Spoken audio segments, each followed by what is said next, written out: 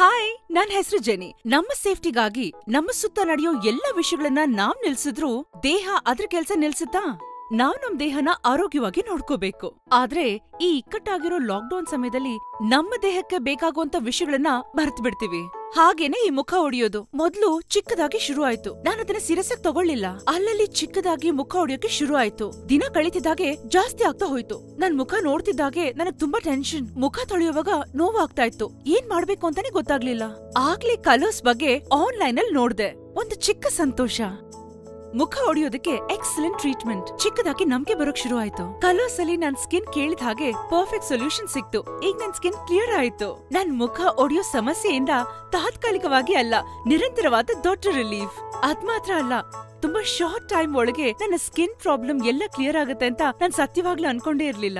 So ಈಗ ತುಂಬಾ ಸಂತೋಷದಲ್ಲಿ, ದೊಡ್ಡ ನಂಬಿಕೆಯಿಂದ ನಾನೇ ಹೇಳ್ತಾ ಇದ್ದೀನಿ, ಥ್ಯಾಂಕ್ಸ್ ಟು ಕಲರ್ಸ್.